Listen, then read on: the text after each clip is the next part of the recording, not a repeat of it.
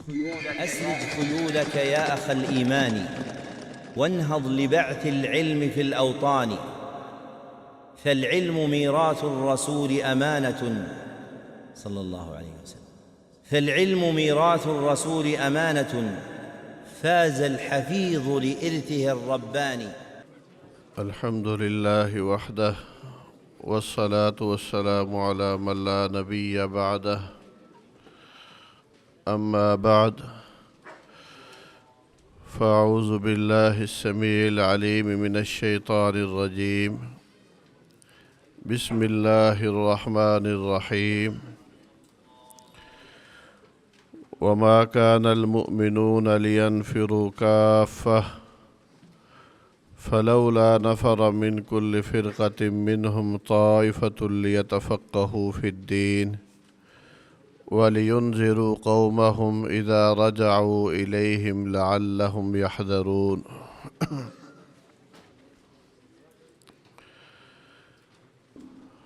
ہر قسم کی حمد و ثنا ایک اللہ وحدہ لا شریک ذات کے لیے، انگنت لا تعداد درود و سلام سید الانبیاء والمرسلین جناب محمد الرسول اللہ صلی اللہ علیہ وآلہ وسلم کی ذات اقدس پر۔ جیسا کہ آپ کے علم میں ہے کہ یہ جو وقت تھا یہ فضیلت الشیخ مولانا عبد الرحمن ضیاء حفظہ اللہ ان کا تھا، لیکن طبیعت کی ناسازی کی وجہ سے وہ یہاں تشریف نہیں لا سکے۔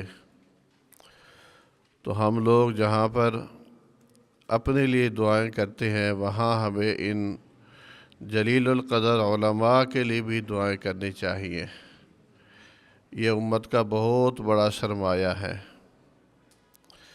اللہ تبارک و تعالیٰ انہیں صحت، عافیت اور برکت والی زندگی عطا فرمائے اور تا دیر ان کا سایہ ہم جیسے طلباء کے اوپر قائم اور دائم رکھے۔ تو اچانک ہی مجھے پھر کہا گیا،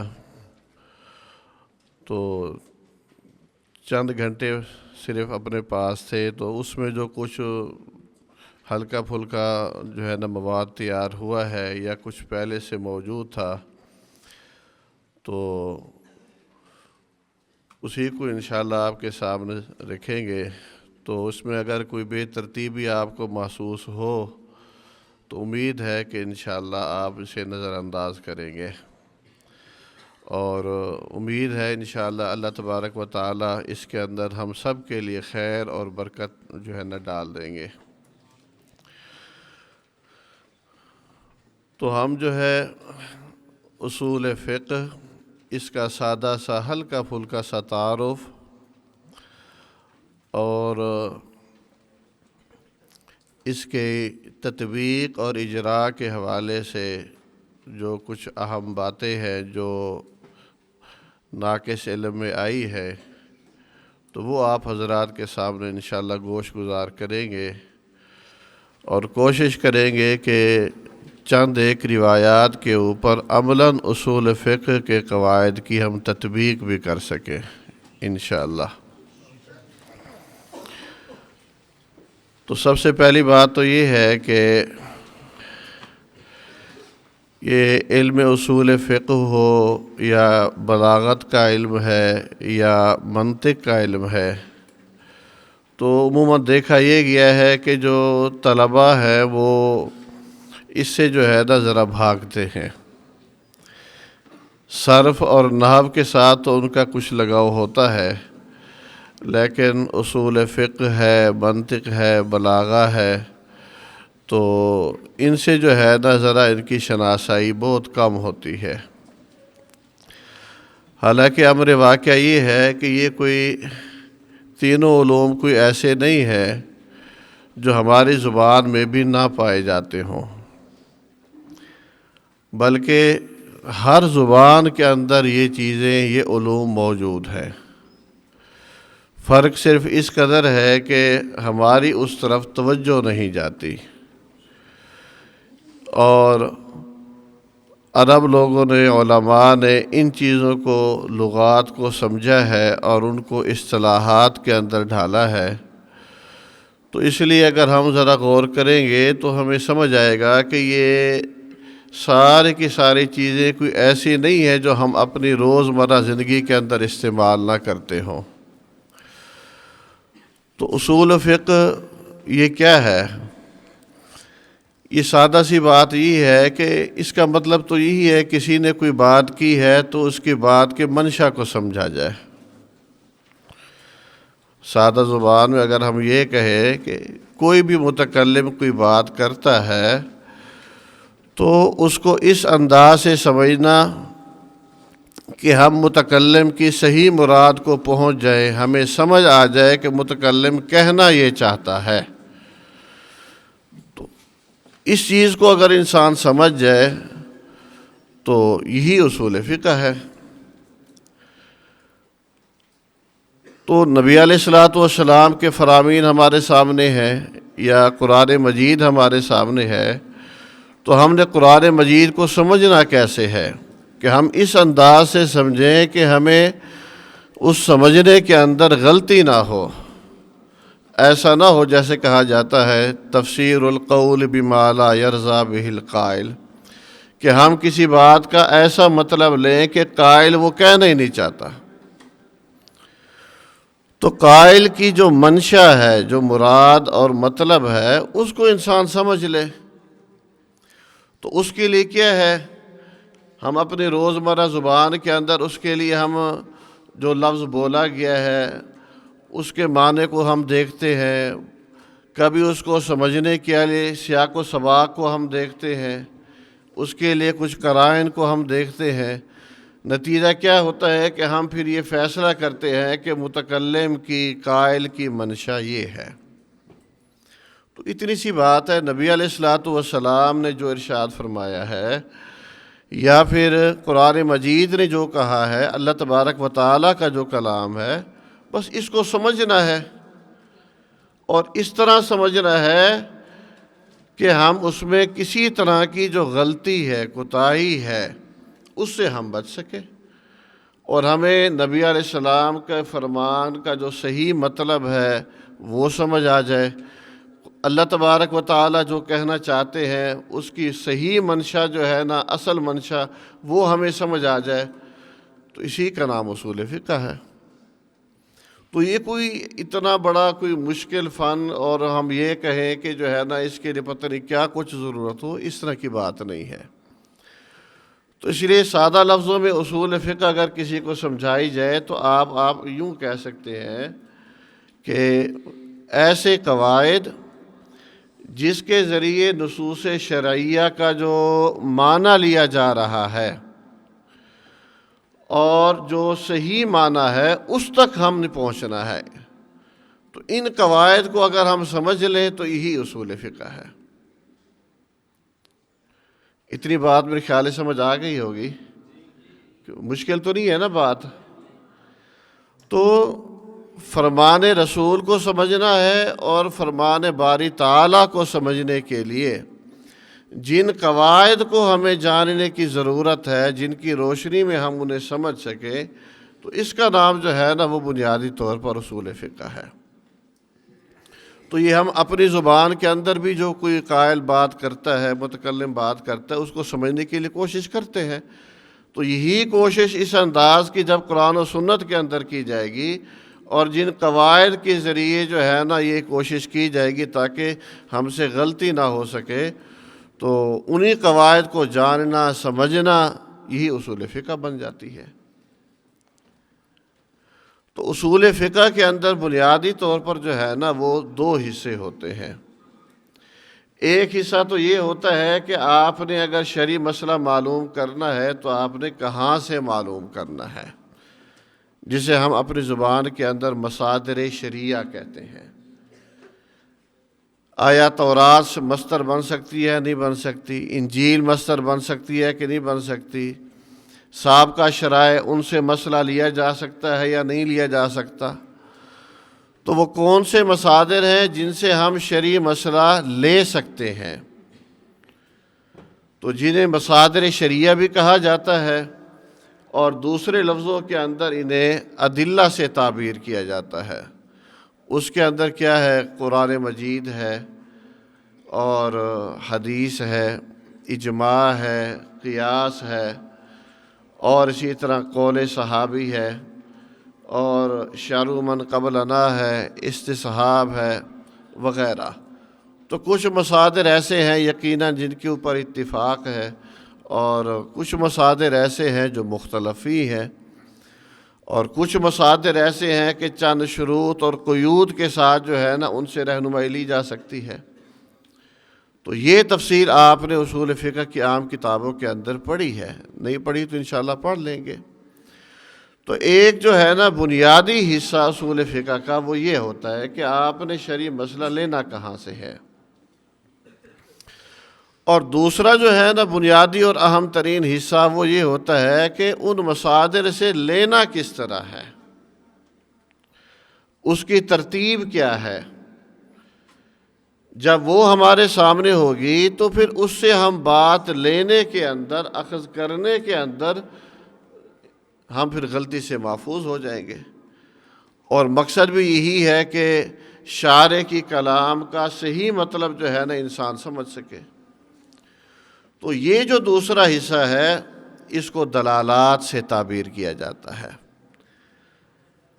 تو اس لیے اہل علم یہ کہتے ہیں کہ اگر آپ اصول فقہ کا خلاصہ نکالیں تو وہ دو چیزیں سے آپ تعبیر کر سکتے ہیں کہ اصول فقہ ایک ادلہ کا نام ہے، اور دوسرے نمبر پر دلالات کا نام ہے۔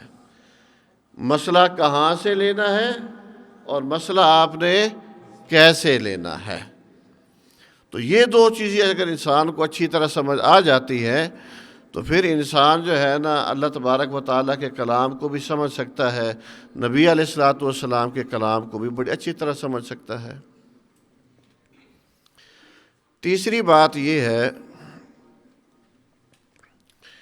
کہ اس کے اندر کوئی بہت زیادہ تقسیمات نہیں ہیں، جس طرح کہ صرف کے اندر ہوتی ہیں، نحو کے اندر ہوتی ہیں، یا دیگر علوم کے اندر ہوتی ہیں۔ بنیادی طور پر جو ہے نا وہ 4 طرح کی اس کے اندر جو ہے نا تقسیمات پائی جاتی ہیں۔ تو وہ جو چاروں کے چاروں تقسیمات ہیں وہ کیا ہے کہ لفظ کا جو ہے نا ایک معنی کے ساتھ جو ایک باہمی تعلق اور ربط ہے تو اس کو سمجھا جائے۔ کسی بھی لفظ کا معنی کے ساتھ جو باہمی رشتہ ہے، جو تعلق ہے، اس کو صحیح طرح سمجھ لیا جائے۔ تو جب وہ صحیح طرح انسان سمجھ لے گا تو پھر بات کو سمجھنا جو ہے نا وہ بالکل آسان ہو جائے گا۔ تو یہ جو لفظ اور معنی کا آپس کے اندر تعلق اور رشتہ ہے، اس کی زیادہ سے زیادہ جو بنیادی اقسام ہے نا وہ 4 قسمیں ہیں، اور جب ہم اجرا کریں گے انشاءاللہ تو اس کے اندر بھی ہم نے اسی ترتیب کو ہی ملحوظ رکھنا ہے۔ پہلے نمبر پر پہلی قسم کو، دوسرے نمبر پر دوسری، اس کے بعد تیسری، اور اس کے بعد چوتھی۔ تو جب اس طرح ترتیب کے ساتھ ہم چلیں گے تو نتیجہ کیا ہوگا کہ آپ بات کو صحیح سمجھ سکیں گے۔ تو سب سے جو پہلا کام ہے نا، پہلی جو تقسیم ہے وہ یہ ہے، اسے آپ کہہ سکتے ہیں وضعی تقسیم، کہ آپ نے سب سے پہلے جو ہے نا لفظ کو دیکھنا ہے کہ اس لفظ کا اصل معنی کیا ہے، اور وہ جو معنی ہے وہ لغت کے اندر دیکھنا ہے۔ لغت کے اندر اس لفظ کا اصل معنی کیا ہے، اور اس اعتبار سے جو علماء نے تقسیم کی ہے وہ 3 ہے، کہ لفظ کی جو وضعی تقسیم ہے، وضعی اعتبار سے، اپنے اصل کے اعتبار سے وہ لفظ یا خاص ہوگا، یا عام ہوگا، یا پھر وہ مشترک ہوگا۔ 3 میں سے کوئی ایک ضرور ہوگا۔ جیسے ہم صرف نحو کے اندر کہتے ہیں نا، کسی بھی آپ کلمے کو لے لیں، یا وہ اسم ہوگا، یا وہ فعل ہوگا، یا وہ حرف ہوگا، چوتھی چیز کوئی نہیں ہے۔ تو بعین ہی اسی طرح وضعی اعتبار سے سب سے پہلے جو ہے نا ہم نے ایک لفظ کو دیکھنا ہے، اس کے معنی کو. اس کا معنی کیا ہوگا؟ یا تو خاص ہوگا کہ ایک لفظ ہے اس کا ایک مطلب ہے، جیسے کتاب ہر آدمی سمجھتا ہے، پانی ہے پانی کو کہتے ہیں، دودھ ہے، تو یہ خاص ہے، یہ ہماری زبان میں بھی خاص ہے. اسی کو آپ عربی زبان کے اندر کنورٹ کریں گے. اب وجہ چہرے کو کہتے ہیں، ید ہاتھ کو کہتے ہیں، ٹھیک ہے. تو ایسا لفظ جس کا ایک معنی ہے، سنتے ہی آپ کے ذہن میں وہی ایک معنی آتا ہے، دوسرا معنی ہے ہی نہیں، تو وہ لفظ کیا کہلائے گا؟ خاص. اور دوسری صورت کیا ہے کہ یا وہ جو لفظ ہے وہ اپنے وضعی اعتبار سے کیا ہوگا؟ عام ہوگا، کہ وہ بہت زیادہ افراد کو شامل ہوگا، اس کے جو افراد ہیں وہ کیا ہوں گے؟ زیادہ ہوں گے. مثلا الناس ہے، ٹھیک ہے، تو جب الناس کہیں گے تمام لوگ. اب اگر صرف ناس کہیں گے تو لوگ، یہ معنی خاص ہے. لیکن جب آپ اس کو الناس کے ساتھ تعبیر کریں گے تو اس میں کیا آ جائے گا؟ سارے کے سارے لوگ. تو اس کے اندر جو ہے نا عموم پیدا ہو جائے گا. اور تیسرے نمبر پر جو ہے نا یا پھر وہ کیا ہوگا؟ مشترک ہوگا، کہ ایک لفظ ایسا ہے کہ وضعی طور پر ہی اس کے ایک سے زیادہ معنی ہیں. اب ایک سے زیادہ معنی اگر ہمارے سامنے کھڑے ہیں، ایسا لفظ کھڑا ہے کہ اس کے ایک سے زیادہ معنی ہیں. اب شریعت کے اندر یا کسی عبارت کے اندر وہ لفظ آ گیا ہے، تو اب ہم نے ان متعدد معنی میں سے صحیح معنی کا انتخاب کرنا ہے. اب جب صحیح معنی کا انتخاب کرنا ہے تو وہ انتخاب کیسے کرنا ہے؟ تو یہ چیز ہمیں اصول فقہ بتائے گی کہ اگر آپ کے سامنے ایک مشترک لفظ آ جاتا ہے اور اس کے ایک سے زائد معنی موجود ہیں تو پھر اس کو آپ نے کس طرح حل کرنا ہے. اور پھر بڑی کتابوں میں آپ پڑھتے ہیں کہ پھر آگے تفصیل آ جاتی ہے کہ جی اسباب الاشتراک کیا ہے، اشتراک کے اسباب کیا ہیں، اور اشتراک کی نوعیت کیا ہو سکتی ہے، فلاں فلاں، اور آگے پھر اس کا حکم ہوتا ہے، ٹھیک ہے. تو یہ ایک آگے پھر تفصیل ہوتی ہے. بارہ یہ سادہ جو ہے نا مفہومات، تاکہ ہم اصل جو ہے نا وہ احادیث کے اوپر تطبیق عملاً کر سکیں، اس کی طرف ہم نے جانا ہے. تو سب سے پہلے نمبر پر کیا ہے کہ آپ نے کسی بھی لفظ کو دیکھنا ہے، کس زاویے سے دیکھنا ہے؟ وضعی اعتبار سے، کہ یہ لفظ خاص ہے یا یہ لفظ عام ہے یا یہ لفظ مشترک ہے. اگر خاص ہوگا تو اس کا حکم اور ہے، عام لفظ ہے تو اس کے اندر پھر آپ کو دیکھنا پڑے گا، اچھا جی عام ہے تو عام حکم کی تو پھر تخصیص بھی ہو جاتی ہے. پھر آیا یہاں پر شارع نے کسی مقام کے اوپر یہاں اس کی تخصیص کی ہے یا تخصیص نہیں کی، پھر یہاں تخصیص آگے. اور اگر عام نہیں ہے تو اس کے بعد پھر ہم جو ہے نا مشترک کے اوپر چلے جائیں گے. تو بہرحال پہلے نمبر پر جو ہے نا یہ تقسیم ہے وضعی اعتبار سے. تو کسی بھی لفظ کے بارے میں یہ پہلا فیصلہ کرنا ضروری ہے کہ خاص ہے، عام ہے، تو عام کی کون سی قسم پائی جاتی ہے، تخصیص ہوئی ہے یا تخصیص نہیں ہوئی، اور اسی طرح پھر مشترک. اس کے بعد اگر جب ہم یہ فیصلہ کر لیتے ہیں پہلے مرحلے پر کہ ہم نے وضعی طور پر جو ہے نا فیصلہ کر لیا کہ یہ خاص ہے، عام ہے، مشترک ہے، اب دوسرا نمبر آتا ہے.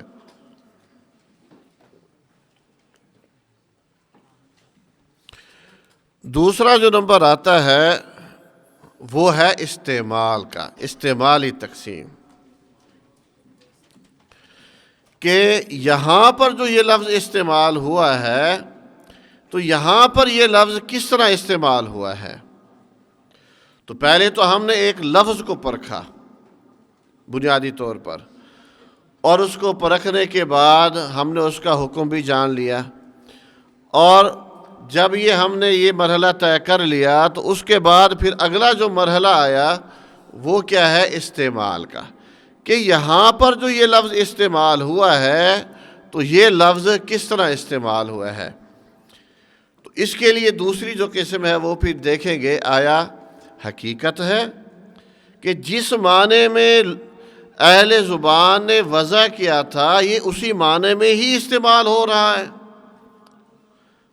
دو ہی صورتیں ہیں نا، اہل زبان نے لفظ کو جس معنی کے لیے وضع کیا ہے یہ لفظ اسی معنی میں استعمال ہوگا یا اس سے ہٹا ہوا ہوگا. اب اگر وہ لفظ اسی معنی کے اندر ہی استعمال ہوا ہے تو اس کو آپ کیا کہیں گے؟ حقیقت کا نام دیں گے. اور اگر وہ لفظ اس معنی سے ہٹ گیا ہے کسی وجہ سے، ٹھیک ہے نا، مثال کے طور پر عرف نے اس کے اندر کوئی رد و بدل کر دیا ہے یا شریعت نے اس کے اندر کوئی رد و بدل کر دیا ہے، ٹھیک ہے، تو پھر تو آئے گی تفصیل. تو اگر اس سے ہٹا ہوا ہے تو پھر اس کو کس سے تعبیر کریں گے؟ مجاز سے تعبیر کریں گے. پھر اس کے ساتھ ہم نے یہ دیکھنا ہے کہ اگر یہ حقیقت ہے یا مجاز ہے تو یہ اپنے معنی کے اندر بالکل واضح ہے کہ نہیں ہے؟ سنتے ہی بات سمجھ آ رہی ہے کہ نہیں آ رہی؟ تو اس معنی کے اندر یہ پھر یا صریح کے اندر وہ لفظ چلا جائے گا یا پھر وہ کنایہ کے اندر چلا جائے گا. تو جو دوسری تقسیم ہے بنیادی طور پر وہ کیا ہے؟ استعمال. پہلے ہم نے بنیادی طور پر وضع کو دیکھنا ہے، اس کا فیصلہ کرنے کے بعد پھر ہم نے کیا دیکھنا ہے؟ استعمال کو دیکھنا ہے.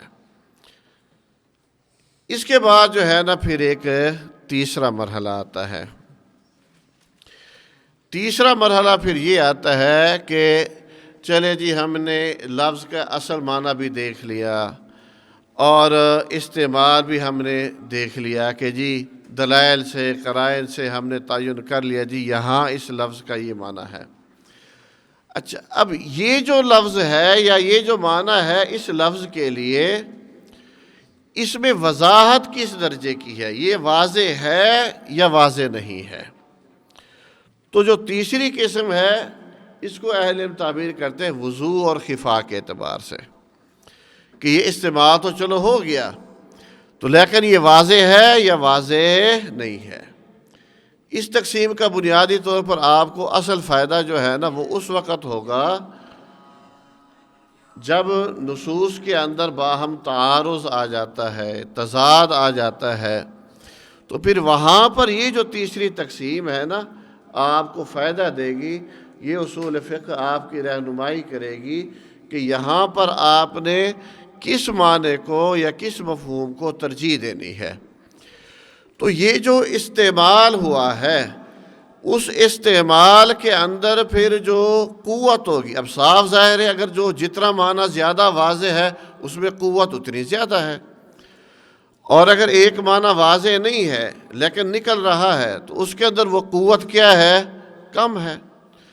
اب اگر دو نصوص ایسی آ جاتی ہے جن کا آپس کے اندر بظاہر تضاد ہے تو پھر ہم ایک حل کیا کریں گے کہ جس کے اندر وہ قوت والا معنی ہے تو اس کو ترجیح دے دیں گے، اور جس کے اندر قدرے معنی تو ہے لیکن اس میں ضعف پایا جاتا ہے، خفا پایا جاتا ہے، تو اس کو جو ہے نا وہ معنی مرجوح قرار پائے گا. تو یہ جو تقسیم ہے یہ جب بظاہر تعارض اور تضاد نظر آتا ہے تو وہاں پر یہ کام دیتی ہے. تو احناف جو ہے نا یہاں پر اس اعتبار سے اگر اصول شاشی پڑھی ہے تو وہ اور تقسیم کرتے ہیں، لمبی تقسیم کرتے ہیں. وہ 4 اقسام وضوح کی بناتے ہیں، ٹھیک ہے، ظاہر ہے، نص ہے، مفسر ہے، محکم ہے، ٹھیک ہے، اور خفا کے بھی اس کے مقابلے کے اندر پھر وہ 4 اقسام بناتے ہیں.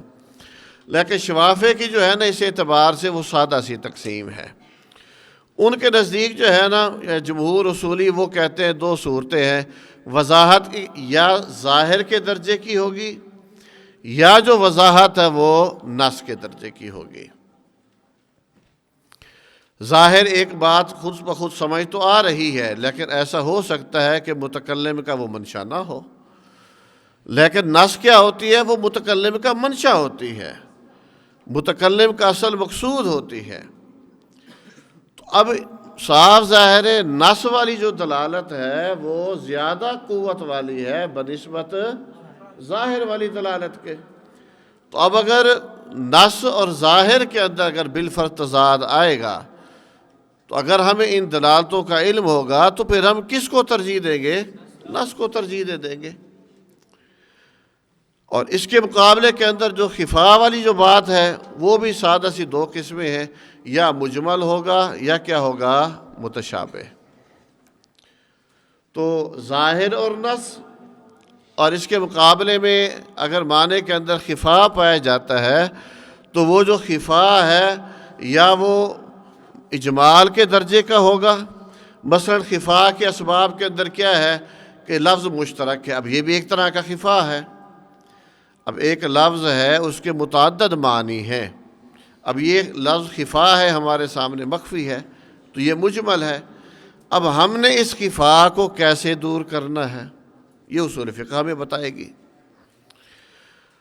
تو مجمل اور اس کے مقابلے میں یا پھر کیا ہے؟ متشابہ ہے۔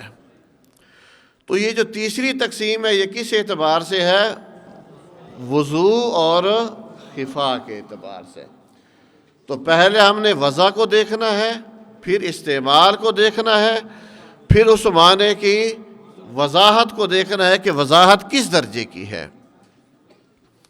اچھا، یہ جو تینوں اقسام ہیں نا، ان کا تعلق جو ہے نا یہ مفردات کے ساتھ ہے۔ ان کا تعلق کس کے ساتھ ہے؟ مفردات کے ساتھ۔ اب چوتھی اور آخری اور اہم جو تقسیم ہے نا وہ یہ ہے کہ جب ہم نے مفردات کا معنی بنا لیا ہے، اب ہم نے مفردات کو باہم ملانے سے وہ مرکب بن گیا اور پھر پورا جملہ بن گیا ہے، اب ہم نے پورے جملے سے جو ہے نا ایک معنی اور مفہوم متکلم کی جو مراد ہے وہ اخذ کرنی ہے۔ جب ہم نے دیکھا وضع کا بھی تعین ہو گیا، استعمال بھی ہم نے دیکھ لیا، وضاحت کے درجات بھی دیکھ لیے، اب ایک ایک لفظ کے بارے میں یہ پوری بحث ہو گئی۔ اب آخری مرحلہ کیا آتا ہے کہ اب ان لفظوں کو باہم ملانے سے جو پورا جملہ بنتا ہے، اس جملے سے جو ایک مفہوم نکل رہا ہے، اب پورے جملے کا مطلب وہ کس طرح کا ہے۔ تو اس کی بنیادی طور پر جو ہے نا وہ دو قسمیں ہیں، یا وہ منطوق ہوگا یا پھر وہ کیا ہوگا؟ مفہوم۔ منطوق کیا ہے؟ سادہ لفظ بالکل وہ جو عبارت کلام کے اندر موجود ہے، ٹھیک ہے نا، اس سے بات بالکل جو ہے نا وہ سمجھ آ رہی ہے، خود لفظ براہ راست اس کے اوپر دلالت کر رہے ہیں۔ جیسے الحمدللہ رب العالمین بھی تمام تعریفات اللہ تبارک و تعالیٰ کے لیے ہے، تو اب یہ الحمدللہ یہ کیا ہے؟ منطوق۔ اب اس سے یہ استدلال کرنا کہ جی ہر تعریف، تمام تعریف جو ہے نا، یا تعریف جس انداز کی بھی ہے وہ ساری کی ساری حقیقتاً اللہ تبارک و تعالیٰ کے لیے ہے، یہ بات جو آپ نے اس جملے سے نکالی ہے، یہ کس سے نکالی ہے؟ اس کو کیا کہا جائے گا؟ منطوق کہا جائے گا۔ اور دوسری صورت یہ ہے کہ ایک بات اسی جملے سے نکل رہی ہے، لیکن وہ براہ راست لفظوں سے نہیں نکل رہی، لیکن اس کا ایک الٹ معنی خود بخود ہمیں سمجھ آ رہا ہے، اور وہ سمجھ بھی بالکل واضح آ رہا ہے۔ جیسے ان کنتم جنبا فطہروا، کہ اگر جنابت ہے تو پھر اچھی طرح تم طہارت حاصل کرو، پھر تمہیں غسل کرنا پڑے گا۔ اب ان کنتم جنبا فطہروا، اگر جنابت ہے تو پھر فطہروا ہے، اس سے ہمیں ایک اور معنی بھی سمجھ آ رہا ہے کیا؟ اگر نہیں ہے تو پھر غسل بھی واجب آپ پر نہیں ہے، ٹھیک ہے۔ اب یہ پوری عبارت سے ایک مفہوم نکلا ہے، اب ایک ایک لفظ سے نہیں نکلا۔ اب یہ معنی لینا کہ جنبی کے اوپر غسل کرنا واجب ہے، یہ منطوق ہے۔ اچھا جی، جو جنبی نہیں ہے اس کے اوپر غسل واجب نہیں ہے، یہ استدلال بھی اسی آیت سے کریں گے، تو یہ کیا بن رہا ہے؟ یہ استدلال کس سے ہے؟ مفہوم۔ بات سمجھ آ رہی کہ نہیں؟ اب دیکھیں جب مفردات کا حل ہو جاتا ہے تو اس کے بعد پھر اگلے مرحلے پر جو ہے نا وہ پھر مرکبات کی باری آتی ہے، اس سے جو ہے نا پھر استدلال ہوتا ہے۔ پھر آگے جب استدلال ہوتا ہے منطوق سے ہے یا مفہوم سے ہے، ٹھیک ہے نا۔ اب آپ بتائیں منطوق اور مفہوم میں مضبوط جو دلالت ہے، متکلم کا اصل منشا مضبوط دلالت وہ منطوق میں ہے یا کہ مفہوم میں پائی جاتی ہے؟ کیونکہ وہ متکلم کا کیا ہے؟ اصل منشا یہی ہے، متکلم کہنا ہی یہی چاہتا ہے۔ تو اس لیے پھر آگے مفہوم ہے، اور پھر مفہوم مخالف کی جو ہے نا وہ پھر آگے اقسام وغیرہ پائی جاتی ہیں، ٹھیک ہے نا۔ یہ آپ آگے کتابوں کے اندر جو ہے نا پڑھ لیں گے یا پڑھا ہوا ہوگا یقیناً انشاءاللہ۔ تو بہرحال مفہوم موافق ہے، مفہوم مخالف ہے، پھر مفہوم موافق کی اقسام ہے۔ تو عرض کرنے کا مقصد یہ ہے کہ جب ان تمام چیزوں کے اوپر ہم غور کریں گے تو اس کے بعد پھر ہم شارع کا جو اصل منشا ہے، اصل مقصود ہے، وہاں تک پھر ہم پہنچ سکیں گے۔ تو اب اس سے آپ اندازہ لگا سکتے ہیں کہ قرآن اور حدیث کو سمجھنے کے لیے جیسے باقی علوم کی ضرورت ہے، اسی طرح اصول فقہ کی بھی ضرورت ہے۔ تو اصول فقہ، اب آپ کو یہ ترتیب سمجھائی ہے، اب آپ بتائیں کہ اصول فقہ کے بغیر کیا قرآن اور حدیث کو صحیح معنی میں سمجھا جا سکتا ہے؟ نہیں سمجھا جا سکتا۔ اب المیہ یہی ہے نا کہ بہت سارے لوگ جو ہے نا وہ یا جدید سکالر وہ عربی زبان پڑھتے نہیں ہیں، ان علوم کو ان کو پتہ نہیں ہے، مترجم کتابوں کا ترجمہ پڑھ لیتے ہیں، ٹھیک ہے نا۔ اس کے بعد وہ سمجھ لیتے ہیں کہ ہمارے پاس علم آ گیا ہے، اور اس کا نتیجہ کیا نکلتا ہے کہ پھر وہ ضلوا فاضلوا، خود بھی گمراہ ہوتے ہیں اور سننے والوں کو بھی کیا کرتے ہیں؟ گمراہ کرتے ہیں۔ چونکہ وہ شاطر ہوتے ہیں، تیز ترار ہوتے ہیں، زبان کا ملکہ ان کے پاس ہوتا ہے، تو جو سادہ لو آدمی ہوتا ہے وہ اس نے تو یہ کہنا ہے نا، یہ دیکھو کتابوں کے حوالے دے رہا ہے، بات ایسے کر رہا ہے، چنانچہ اس کی بات ٹھیک ہے۔ نتیجہ کیا ہوتے ہیں کہ عام لوگ گمراہ ہو جاتے ہیں۔ تو اس لیے صرف ترجمے والی کتابیں پڑھ لینے سے انسان یہ کہے کہ میں عالم بن گیا ہوں، یہ بات ناممکن ہے۔ صحیح عالم بننے کے لیے یہ جو متعلقہ علوم ہیں، ان علوم کو سمجھنا اور ان کو یاد کرنا اور ان کی تطبیق کرنا، اس کے بغیر گزارا نہیں ہے۔ تو ہمارے ہاں مدارس میں بھی تھوڑا سا یہ المیہ پایا جاتا ہے، جس کو تھوڑی صرف نحو آ جاتی ہے، اس کے بعد وہ کہتے ہیں کہ جناب اب مجھے تو سب کچھ آ جاتا ہے، اب مجھے اور کیا ضرورت ہے۔ یہ اصول فقہ بھی فضول علم ہے، بلاغہ بھی فضول علم ہے۔ اب کل آپ نے پڑھا نا شیخ صاحب سے حافظہ اللہ، اب خود لفظ انا، ٹھیک ہے نا، تو عام طور پر یہی کہہ دیا جاتا ہے عام سادہ سی کتابوں میں کہ جہاں انکار ہو تو وہاں انا آتا ہے، یا شک ہو تو شک کو رفع کرنے کے لیے۔ تو شیخ صاحب نے بتایا نا قرآن مجید میں اس سے ہٹ کر اور کن کن مقاصد کے لیے انا آتا ہے۔ یہ تو پوری زندگی قرآن مجید کو اگر انسان انا کے سمجھنے میں لگا دے تو شاید یہ زندگی تھوڑی ہے کہ پورے قرآن مجید میں لفظ انا کیوں آیا ہے، کن مقاصد کے لیے آیا ہے۔ اب اللہ تبارک و تعالی نے اگر یہ لفظ بولا ہے، ایسے تو نہیں بول دیا نا، تو ان مقاصد کو اور ان مفاہیم کو کس نے سمجھنا ہے؟ ہم نے تو ایک ہی ترجمہ کر لیا نا، بے شک ہے یا یقیناً ہے۔ اب ہم بھی کہتے ہیں کہ ہمیں ترجمہ آ جاتا ہے، اور جو عام آدمی ترجمے والی کتاب پڑھ لیتا ہے وہ بھی کہتا ہے کہ مجھے ترجمہ آ جاتا ہے، وہ بھی کہتا ہے میں عالم ہوں، وہ بھی کہتا ہے میں عالم ہوں۔ تو حالانکہ ایک ایک حرف، ایک ایک لفظ، تو اس کے اندر تو وہ کچھ موجود ہے۔ اور شیخ صاحب نے فرمایا نا کہ یہ کائنات ختم ہو سکتی ہے، قرآن مجید کا رفع ہو جائے گا، لیکن قرآن مجید کے جو عجائبات ہیں یہ ختم نہیں ہوں گے۔ تو بہرحال تو سب سے پہلے جو ہے نا یہ چار تقسیمات کہ وضعی پہلو سے ہم نے دیکھنا ہے ہر لفظ کو، اس کے بعد استعمالی پہلو کو ہم نے دیکھنا ہے، اس کے بعد وضوح اور خفا کو ہم نے دیکھنا ہے، اس کے بعد جو اب پورے جملے کی معنی کی جو کیفیت ہے اس کیفیت کو ہم نے دیکھنا ہے۔ تو نتیجہ کیا ہوگا کہ انشاءاللہ آپ جو ہے نا صحیح معنی میں تک جو ہے نا پہنچ جائیں گے۔ تو یہ 3 باتیں۔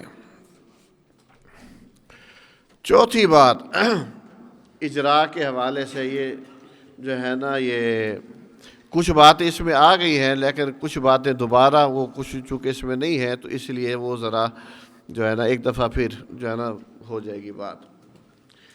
تو اجرا کے اندر بھی جو ہے نا پہلی بات یہی ہے جو آپ کو بتائی ہے کہ مفردات کا حل کرنا ہے۔ پہلے نمبر پر کیا؟ مفردات کا حل، ٹھیک ہے نا۔ لفظی معنی کیا ہے، استعمالی معنی کیا ہے، حقیقت ہے، مجاز ہے، مشترک ہے، کس طرح ہے۔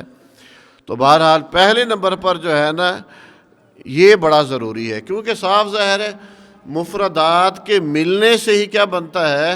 جملہ بنتا ہے۔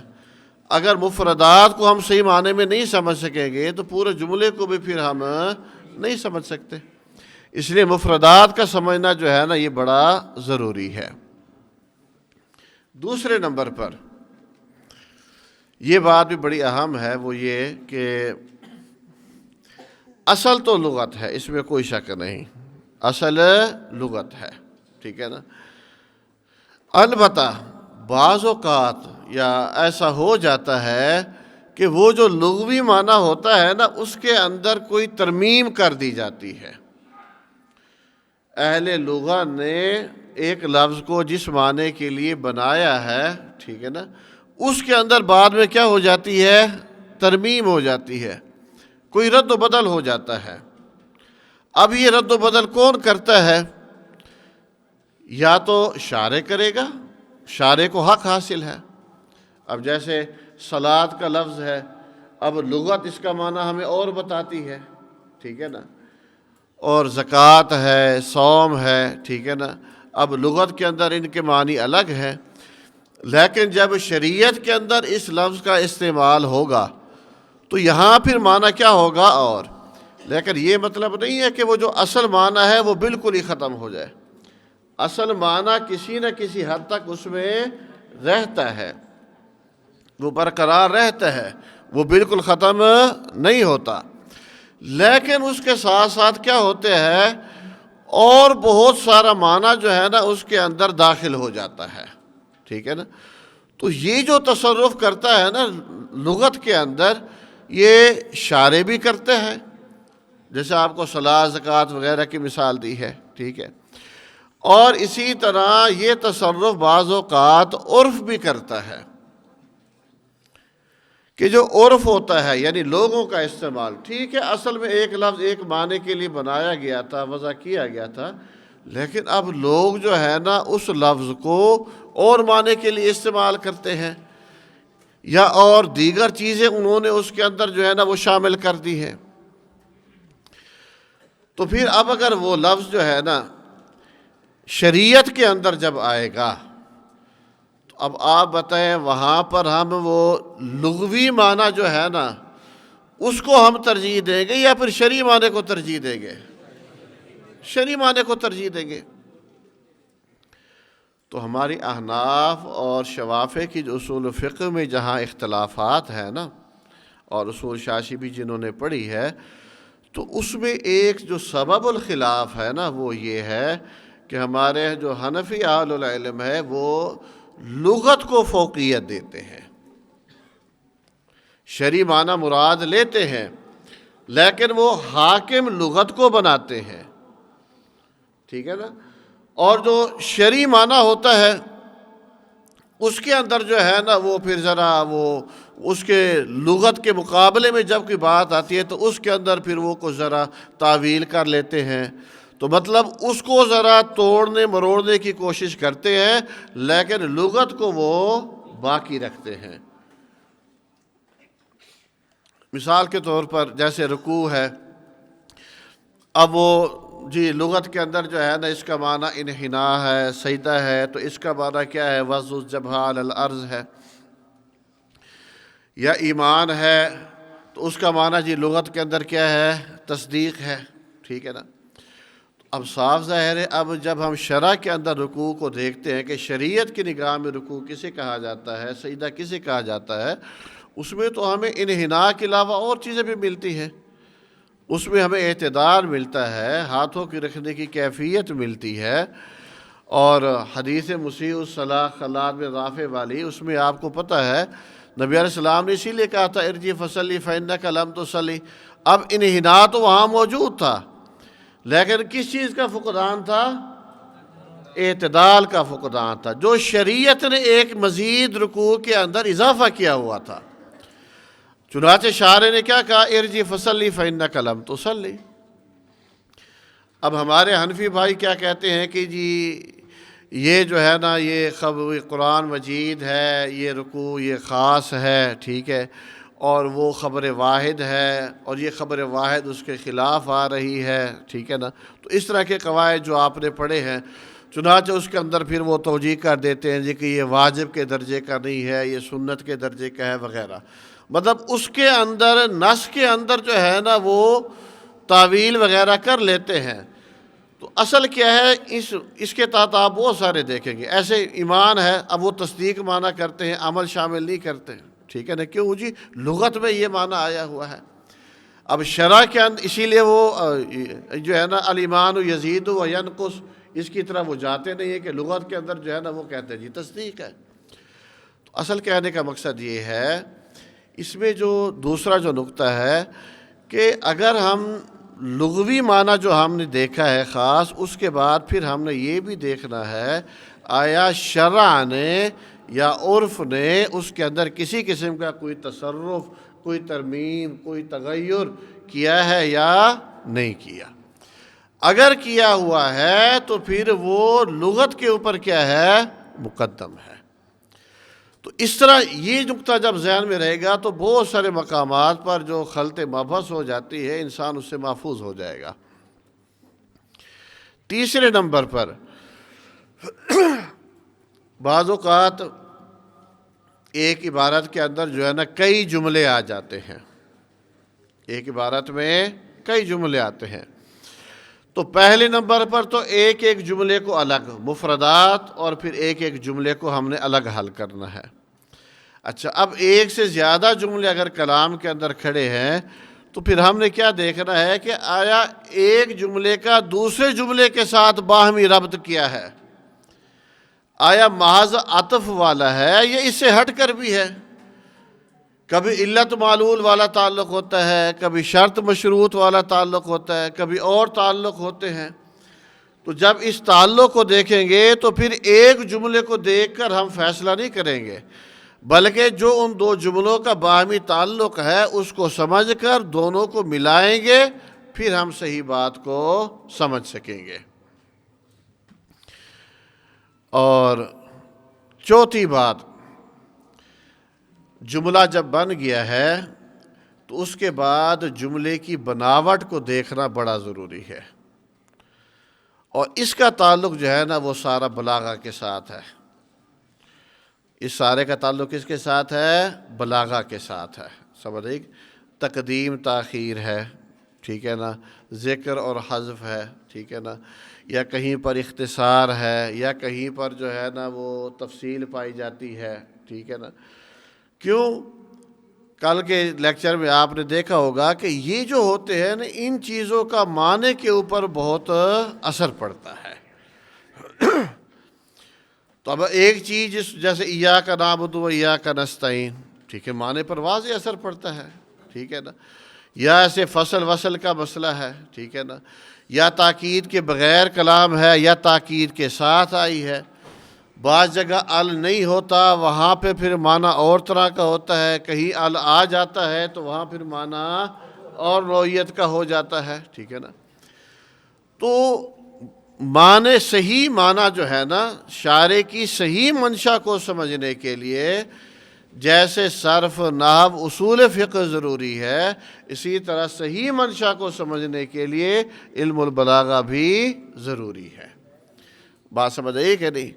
اس طرح جو ہے نا وہ پھر وہ بلاغت، وہ نکات، پھر جو متکلم کا منشا ہوتا ہے یا اس کلام کے پیچھے جو درد ہوتا ہے، جو جذبہ ہوتا ہے، ٹھیک ہے نا، وہ سارا سمجھ آتا ہے. جیسے شیخ صاحب نے مثال دی تھی، تاللہ تفتح تذکر یوسف حتی تکون حرزا او تکون من الحالکین۔ اب عام طور پر انسان ترجمہ پڑھ جاتا ہے، ٹھیک ہے نا، لیکن جب وہ واقعات اور پھر اس کے بعد ان الفاظ کا جو چناؤ ہے اس کا انسان کو گہرا علم ہو اور احساس ہو تو مجال ہے کہ انسان جو ہے نا ان جملے سے آگے جو ہے نا وہ چل بھی سکے۔ تو اس لیے جو ہے نا یہ چوتھے نمبر پر جملے کی جو بناوٹ ہے نا اس کو سمجھنا بھی کیا ہے، ضروری ہے۔ اور چھٹے نمبر پر جو ہے نا یہ وہی بات ہے جو آپ کو بتائی تھی، منطوق اور مفہوم والی، سمجھے کہ نہیں؟ جب یہ ساری چیزیں جو ہے نا ہم نے دیکھ لی ہے تو اب پورے جملے کی معنی کے اوپر جو دلالت ہے وہ دلالت کس طرح ہے، ٹھیک ہے نا، منطوق کے درجے کی ہے یا پھر وہ مفہوم کے درجے کی ہے، ٹھیک ہے، اور منطوق کی ہے تو پھر منطوق کی کون سی اقسام ہے، ٹھیک ہے نا، مفہوم کی ہے تو پھر مفہوم کی کون سی اقسام ہے، ٹھیک ہے نا۔ تو اس کے بعد جب انشاءاللہ پھر وہ جب ایک وہ کلام کو سمجھیں گے، ایک حدیث کو سمجھیں گے تو انشاءاللہ ہم غلطی سے محفوظ ہو جائیں گے۔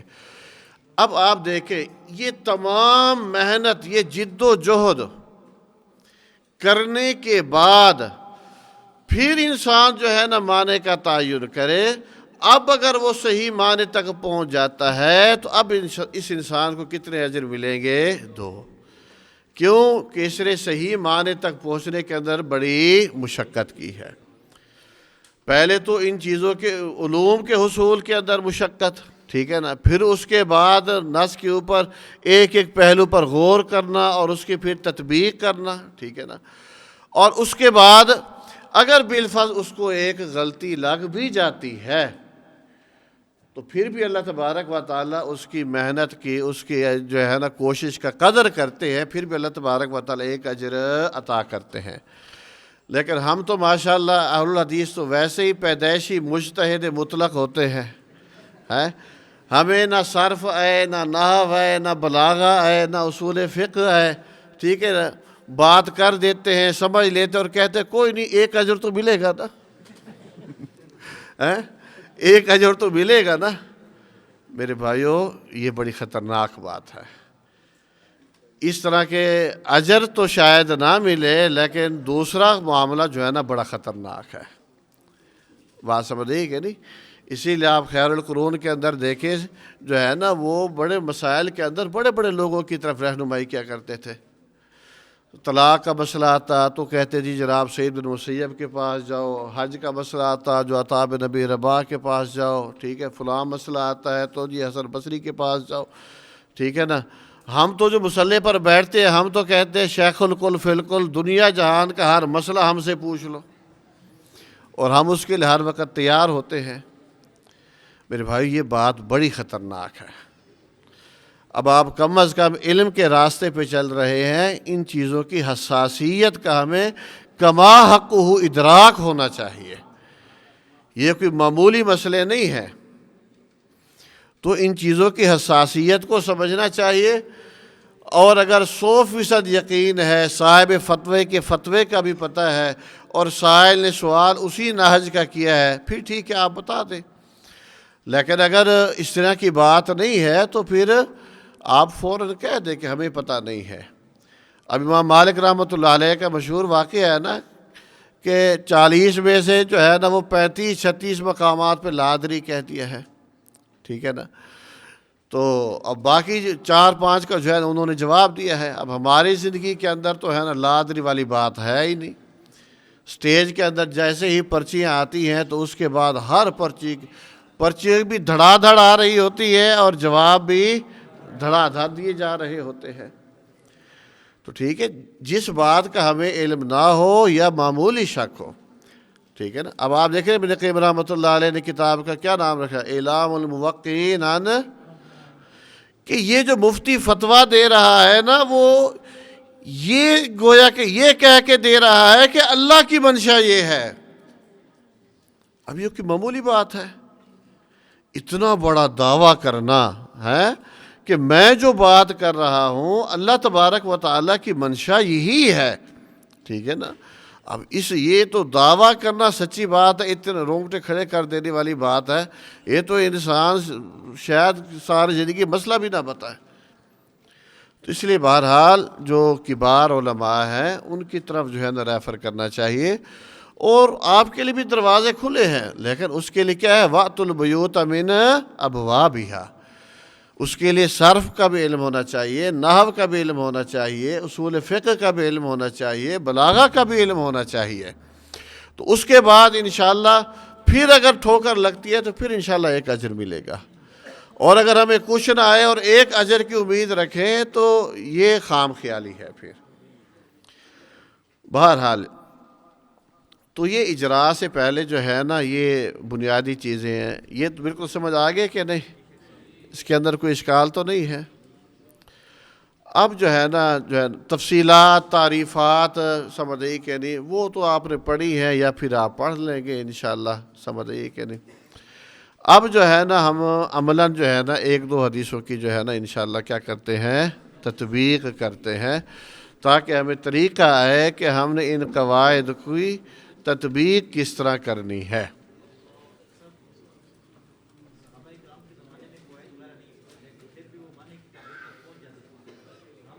وہ اس لیے پہنچ جاتے تھے کہ وہ یہ تمام چیزیں ان کے ذہن میں پہلے سے ہی موجود تھیں۔ آپ کو بتایا نا یہ سارے لغوی قواعد ہیں لغت کے ساتھ، اور وہ لغت کو بخوبی جانتے تھے۔ لغت اب امام شافعی رحمۃ اللہ علیہ نے تو کوئی دورہ شورہ نہیں کیا تھا نا، یہ امام شافعی رحمۃ اللہ علیہ نے کوئی ورکشاپ جو ہے نا کہیں ہوئی تھی، حضرت عمر رضی اللہ تعالیٰ نے ورکشاپ کرائی ہو، سمجھے کہ نہیں، یا اوروں نے تابعین نے اس میں شریک ہوئے ہوں، تو امام شافعی نے الرسالہ کیسے لکھ دی؟ ٹھیک ہے نا، کہ وہ ان لغات کو کما حق سمجھتے تھے، اور یہ چیزیں ہمارے ہاں بھی ہیں، سمجھے کہ نہیں، اور ہم ان چیزوں کو استعمال بھی کرتے ہیں لیکن ہم سمجھتے نہیں ہیں، بات سمجھے کہ نہیں۔ اب وہ منطق پڑھائیں تو وہ طلبہ کو دلالت لفظیہ غیر لفظیہ جو ہے نا یہ مسئلہ ان کو بن جاتا ہے، حالانکہ ہم عام زبان کے اندر بھی جو ہے نا کثرت کے ساتھ ان چیزوں کو استعمال کرتے ہیں۔ اب آپ میں سے کئی ساتھی جو ہے نا وہ ایک گیم ہے، سمجھے کہ نہیں، تو وہ 12 کھلاڑیوں والی سمجھتے ہیں۔ اب امپائر اگر یوں کر دے تو اب یہ سمجھ آتے کہ نہیں آتی؟ اب یہ بھی ایک دلالت ہے، اب یہ دلالت کیا ہے؟ غیر لفظیہ ہے۔ اب اگر وہ یوں کر دیتا ہے تو آپ بھی اچھل پڑتے ہیں، دیکھنے والا اچھل پڑتا ہے، وہ روتا نہیں ہے۔ اب حالانکہ اس نے کچھ کہا تو نہیں ہے نا، نہ اس نے منہ سے کچھ کہا ہے، اب آپ سمجھتے ہیں، ہم سمجھتے ہیں، سارے سمجھ پڑتے ہیں، سمجھے کہ نہیں۔ اور نازک مرحلے کے اوپر اگر امپائر کی انگلی یوں ہو جائے تو سب کے منہ پھر یوں ہو جاتے ہیں۔ تو بہرحال مان و حفیظ یہ بھی ایک فتنہ ہے، اس سے بہرحال بچنا چاہیے۔ تو آپ کو لفظ کی مثال سمجھانے کے لیے کہا ہے، اسے کہیں یہ نہ سمجھنا جو ہے نا یہ دیکھنے کی کھیلنے کی کوئی ترغیب دی جا رہی ہے، لہو و لعب ہی ہے بہرحال۔ تو اب یہ دلالت لفظیہ غیر لفظیہ یہ کچھ ہوتا ہے، بات سمجھے کہ نہیں۔ اور اصول فقہ والی بھی اسی طرح کی ہے۔ پچھلے سال جو ہے نا وہ کئی ساتھی ہوں گے، ہیں پچھلے سال والے؟ ماشاءاللہ ماشاءاللہ۔ تو آپ یوں سمجھ لیں پچھلے سال جو ہم نے پڑھا تھا نا یہ آج والی مجلس اسی کا تتمہ ہے، یہ کوئی نیا نہیں ہے، وہ جو رہ گیا تھا نا سمجھو اسی کا کیا ہے، تتمہ اور تکملہ ہو رہا ہے، ٹھیک ہے نا۔ تو بہرحال تو وہ پچھلی دفعہ وہ تفصیل سے یہ چیزیں بتائی تھی، تو یہ ساری اسی امام شافعی رحمۃ اللہ علیہ نے غور و خوض کیا ہے۔ تو یہ غور و خوض ہر آدمی بھی نہیں کر پاتا، سمجھئے کہ نہیں، اس کے لیے بھی بڑا دماغ چاہیے۔ بہرحال تو اسی طرح ان کو صرف ہے، نحو کا علم ہے، باقی علوم بھی اسی طرح ان کو آتے تھے، ٹھیک ہے نا۔ اچھا جی، اب آتے ہیں جناب لفظ ہم لیتے ہیں جی کتاب الطہارہ۔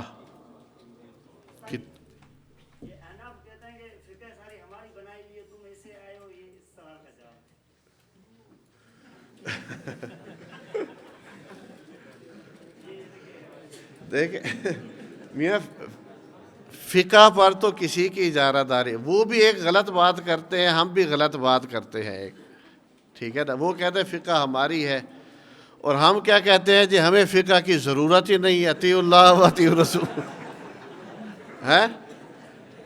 اہل حدیث کے دو اصول، اطیعوا اللہ، ہمیں فقہ شقہ کی ضرورت ہی نہیں ہے. یہ دونوں باتیں کیا ہے؟ غلط ہے. ہاں عوام میں ذرا جذباتی طور پر عوام میں بات کرنی ہو، ٹھیک ہے نا، تو وہ شاید کوئی اس کی کوئی گنجائش نکل ہے. باہر علمی دنیا میں یہ دونوں باتیں فضول ہیں. فقہ تو نفس بہت اچھی چیز ہے، جیسے میں نے آیت پڑھی وَمَا كَانَ الْمُؤْمِنُونَ لِيَنْفِرُوا كَافَّةً فَلَوْلَا نَفَرَ مِنْ كُلِّ فِرْقَةٍ مِّنْهُمْ طَائِفَةٌ لِيَتَفَقَّهُوا فِي الدِّينِ.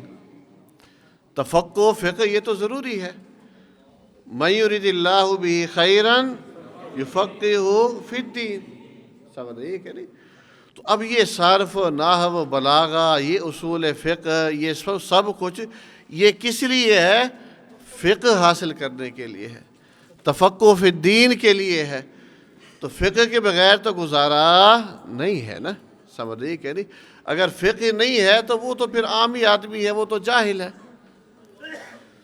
اور یہ کہنا بھی غلط ہے جناب فقہ ہماری ہے.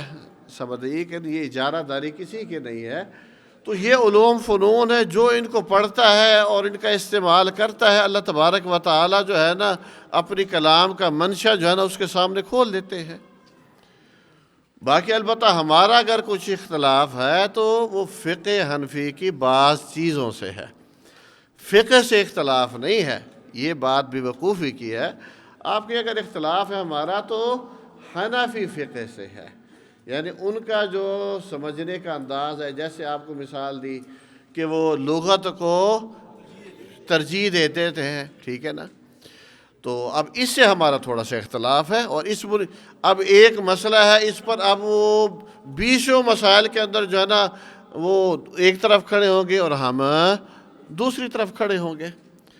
تو اسی لیے جو علماء ہوتے ہیں نا وہ سبب الخلاف کو بھی جانتے ہیں.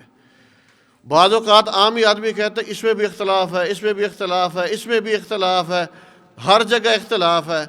لیکن عالم کو پتہ ہوتا ہے یہ جو 100 اختلاف نظر آ رہے ہیں نا اس کے پیچھے اختلاف ایک ہی ہے. بات سمجھ آئی کہ نہیں؟ اسی لیے عالم خلاف کو بھی جانتا ہے اور سبب الخلاف کو بھی جانتا ہے. اور جب یہ چیز انسان اس کو جان لے گا تو پھر اس کے فتووں کے اندر، اس کی گفتگو کے اندر پھر شدت نہیں ہوتی. کیوں؟ وہ اگلے کی بات کو بھی سمجھتا ہے، اس کے عذر کو بھی وہ سمجھتا ہے. اور جب ہمیں ان چیزوں کا پتہ نہیں ہوتا ہم کہتے ہیں یہ تو 100 مسئلوں میں اس نے اختلاف کیا ہے، ٹھیک ہے نا، تو یہ تو سارے کے سارے قرآن و سنت سے ہٹے ہوئے ہیں، ٹھیک ہے. نتیجہ یہ ہے کہ پھر معاملہ ذرا اور طرح کا ہو جاتا ہے. بہرحال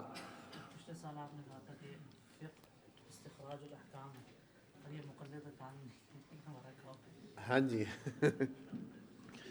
بالکل شیخ صاحب نے صحیح توجہ دلائی ہے حفظہ اللہ کہ فقہ. اب یہ دیکھیں نا یہ سارا کام کیا ہے؟ یہ سارا کام کیا ہے؟ فقہ ہے. اور یہی کام کیا کرتا ہے؟ مجتہد کا کام یہی ہے. اور کیا کرنا ہوتا ہے؟ مجتہد کا کام بھی تو یہی ہے نا. اب شیخ صاحب نے توجہ دے رہی، اللہ جزائے خیر دے.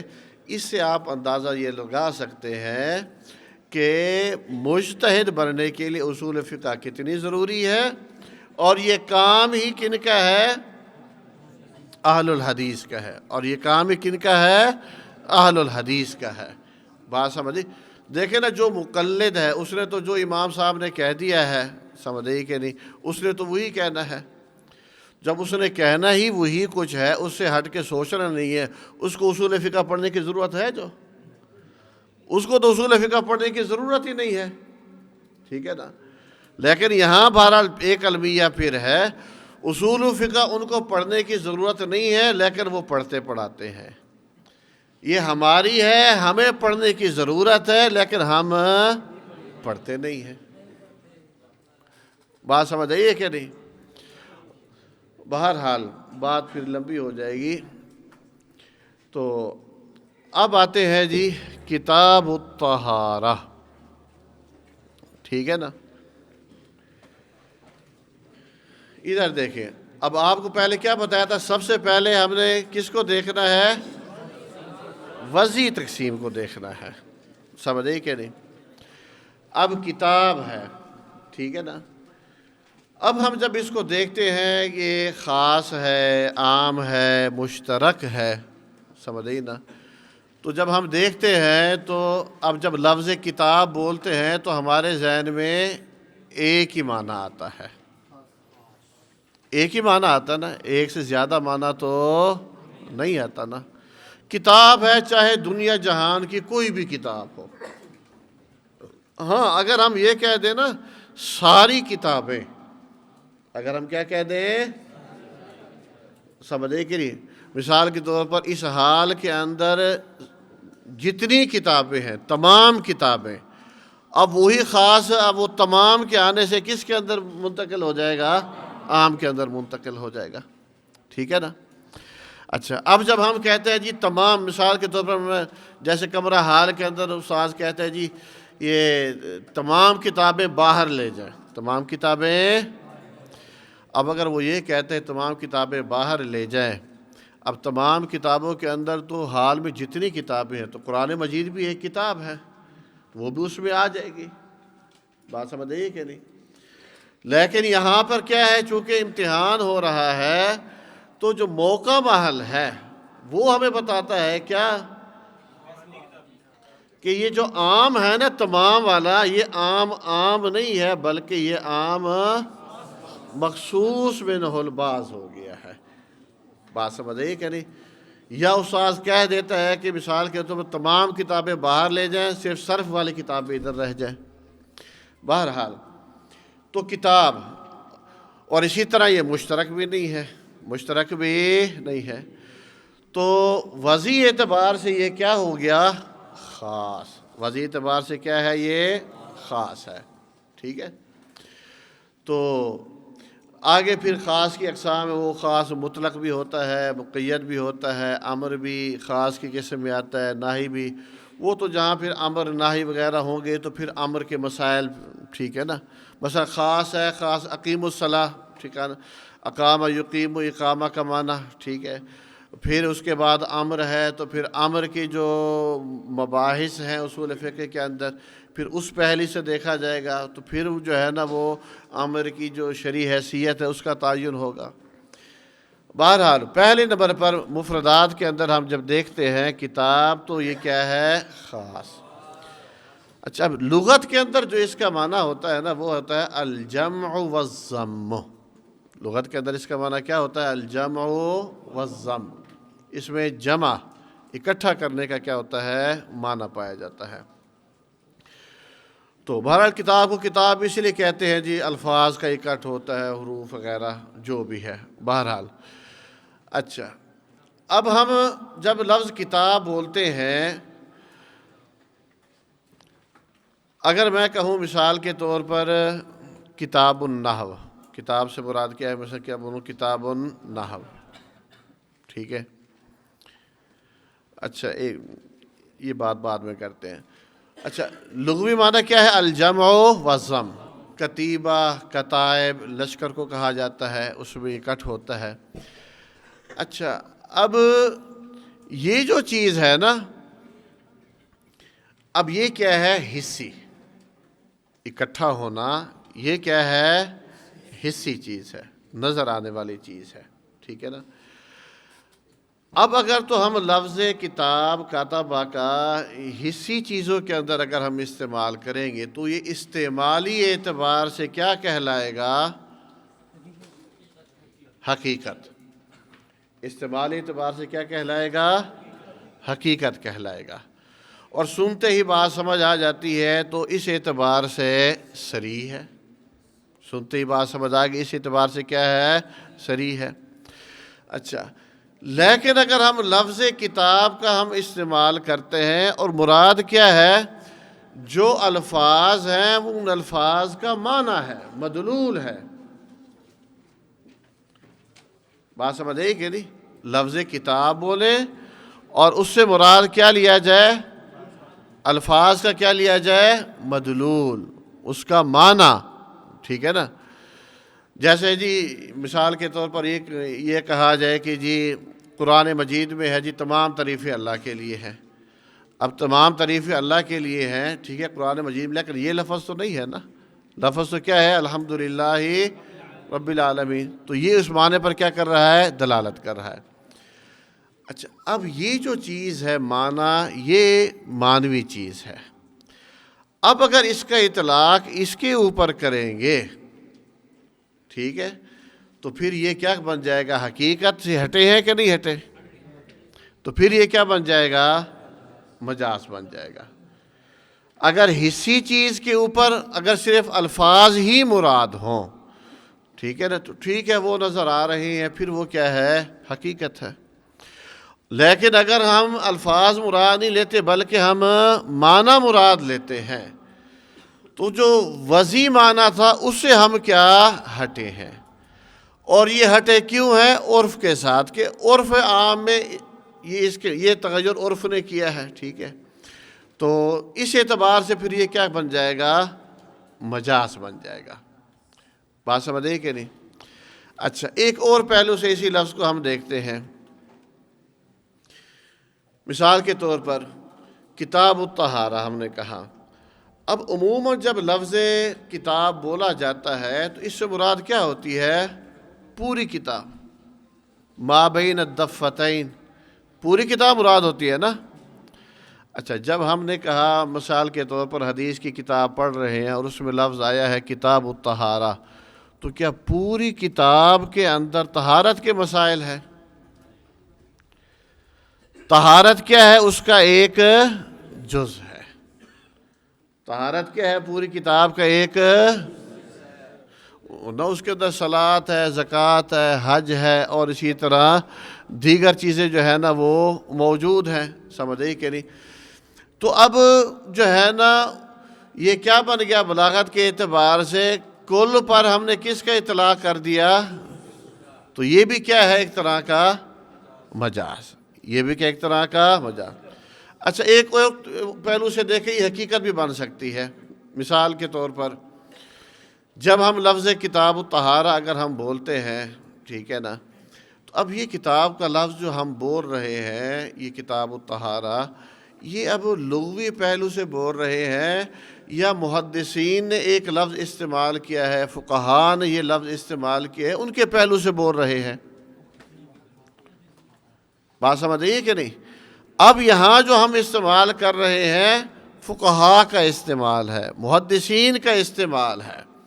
تو گویا کہ یہ محدثین یا فقہاء کا عرف ہے. تو حقیقت کی آگے آپ نے کتنی قسمیں پڑھی؟ حقیقت تین طرح کی ہوتی ہے. حقیقت لغویہ بھی ہوتی ہے، شرعیہ بھی ہوتی ہے، اور عرفیہ بھی ہوتی ہے. ٹھیک ہے، تو اس پہلو سے اگر ہم دیکھیں گے تو پھر یہ کیا بنے گی؟ حقیقت عرفیہ. حقیقت عرفیہ بنے گی. اور یہ عرف کن کا ہے؟ محدثین کا ہے، فقہاء کا عرف ہے. بات سمجھے کہ نہیں؟ تو اگر ہم خلاصہ نکالیں تو ہم یوں کہہ سکتے ہیں کہ کتاب الطہارہ، اچھا یہ تو کتاب ہے، ٹھیک، تو یہ کتاب لغوی اعتبار سے یہاں پر لغت کو دیکھا جائے تو یہ کیا ہے؟ مجاز ہے. اور فقہاء کے استعمال کو دیکھا جائے تو یہ کیا ہے؟ حقیقت عرفیہ ہے. فقہاء کے استعمال کو دیکھا جائے تو یہ کیا حقیقت عرفیہ ہے. بات مشکل تو نہیں ہو رہی؟ سمجھ آ رہی ہے کہ نہیں آ رہی؟ پیچھے والے توجہ ہے کہ نہیں ہے؟ اچھا جی، دوسرا جز الطہارہ.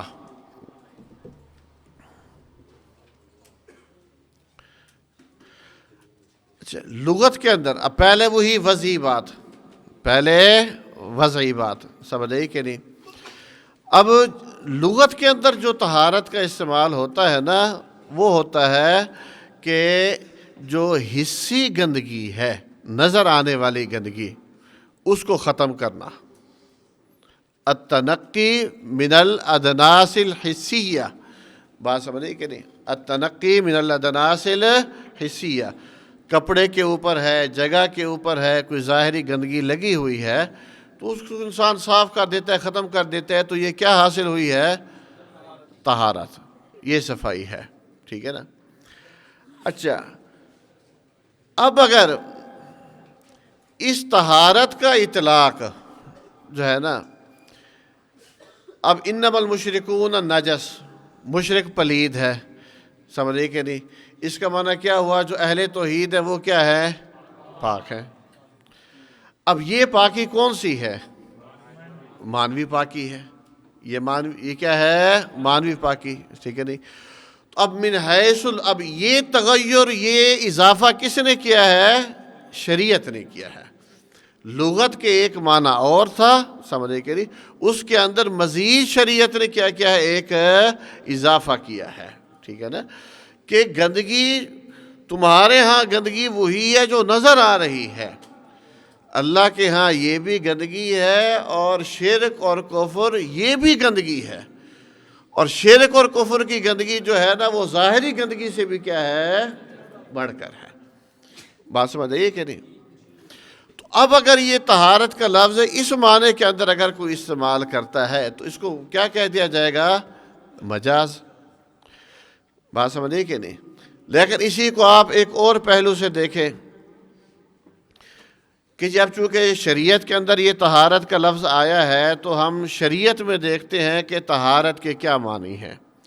تو جب علماء نے استقراء کیا ہے تو نظر آتا ہے جی شریعت میں یہ 3 معنوں کے اندر جو ہے نا اس کا استعمال ہے۔ 3 معنوں کے اندر کیا ہے؟ استعمال۔ اب استعمال جب 3 معنوں کے اندر ہے، سمجھے کہ نہیں؟ تو اب ایک سے زیادہ معنی، اب گویا کہ شریعت کے اندر پھر یہ لفظ کس کیٹیگری کے اندر چلا جائے گا؟ مشترک، اور مشترک مجمل کی قسم ہے، اب اس میں اجمال آ جائے گا۔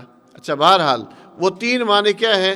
ایک تو یہی ہے جو حصی طور پر نجاست کو ازال کرنا، ٹھیک ہے نا، جیسے مثال کے طور پر حدیث کے اندر ہے طہور اناء احدکم اذا بلغ فیہ الکلب، یا وثیابک فطہر، وثیابک فطہر، ٹھیک ہے نا۔ تو جو حصی نجاست ہے اس کو ختم کیا جائے، ایک مطلب یہ ہے۔ دوسرا جو ہے وہ طہارت معنویہ بھی ہے، جیسے آپ کو پہلے بتایا لا يقبل اللہ صلاۃ بغیر طہور۔ تو اب یہ کون سی طہارت ہے؟ معنوی، کہ جو حدث نہیں ہے، سمجھے کہ نہیں؟ تو یہ طہارت حاصل ہو۔ تیسرا ایک معنی کیا آتا ہے؟ صفائی، مطلقاً صفائی کے معنی میں، السواک مطہرۃ للفم ومرضات للرب، طہارت کا ذریعہ بھی ہے اور رب کی رضا کی خوشنودی کا ذریعہ بھی ہے۔ اچھا، اب شریعت کے اندر جب 3 معنی کے اندر استعمال ہو رہا ہے، اب ہم جب ایک کتاب الطہارہ میں ہم یہاں کون سا معنی لیں گے؟ بات سمجھ آئی کہ نہیں؟ تو جب ایک سے زیادہ معنی ہے شرع کے اندر، یہ اجمال ہے، اس اجمال کو ہم نے رفع کیسے کرنا ہے، ٹھیک ہے نا؟ تو اس کے لیے اہل علم یہ کہتے ہیں کہ جب شرع کے اندر جب ایک سے زیادہ معنی کے اندر وہ لفظ اگر وہ استعمال ہو رہا ہے تو اور کوئی قرینہ بھی نہیں ہے معنی کے تعین کا، تو پھر جو متبادر الی الذہن جو معنی ہوتا ہے نا، ٹھیک ہے نا، پھر وہ معنی مراد لیا جائے گا۔ پھر جو متبادر الی الذہن ہوگا پھر وہ معنی مراد لیا جائے گا۔ تو اب جب ہم لفظ پڑھتے ہیں کتاب الطہارہ تو اب ہمارے سامنے یہ 3 معنی ہیں، ٹھیک ہے نا۔ تو اب ہمارے سامنے جب 3 معنی ہیں تو ہم یہاں کون سا معنی مراد لیں گے؟ متبادر الی الذہن کیا ہے؟ ظاہر کون سا معنی ہے؟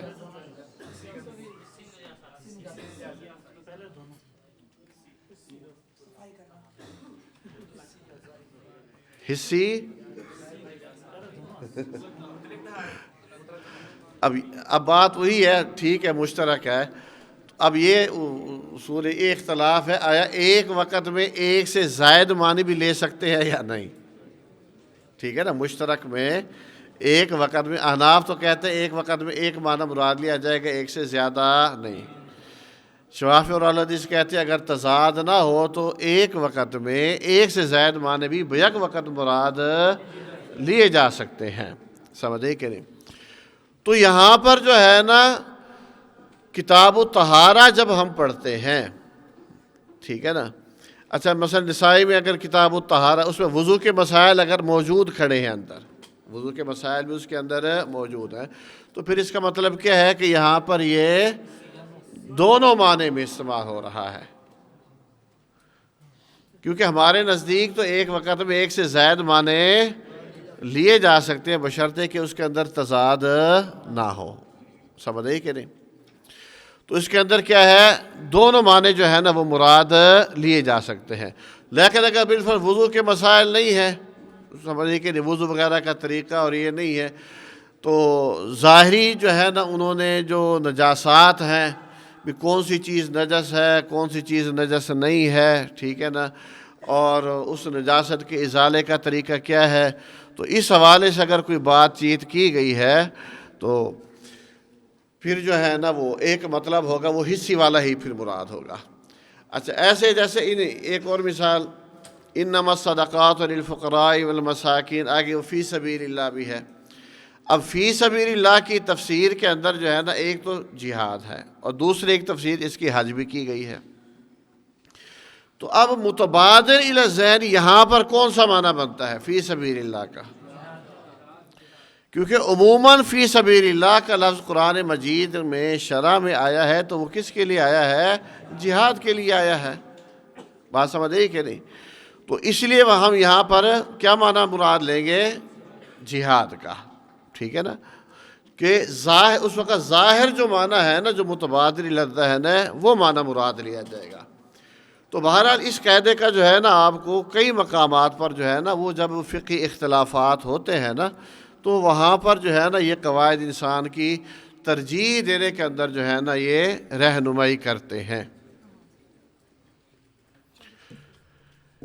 ٹھیک۔ تو بہرحال خلاصہ کلام یہ نکلا کتاب الطہارہ، اب لفظ کتاب لغوی اعتبار سے دیکھا جائے تو یہ کیا ہے؟ مجاز ہے، اور فقہاء کے استعمال والے پہلو کو دیکھا جائے تو یہ کیا ہے؟ حقیقت عرفیہ ہے، حقیقت عرفیہ ہے۔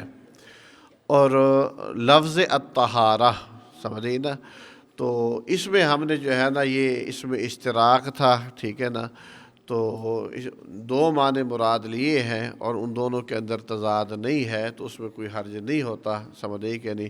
تو طہارہ کا وہ پھر آپ کو لغوی معنی بھی بتایا ہے، ٹھیک ہے نا، اور اگر لفظ طہارہ بولتے ہیں اور معنوی طہارت اگر ہم مراد لیتے ہیں تو پھر وہاں پر ہم کیا کہیں گے؟ یہ لفظ کیا ہے؟ مجاز ہے، وہاں پر پھر وہ حقیقی لغوی معنی سے وہ کیا ہے؟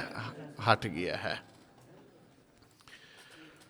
چلیے انشاءاللہ پھر نماز کے بعد انشاءاللہ حدیث شروع کریں گے۔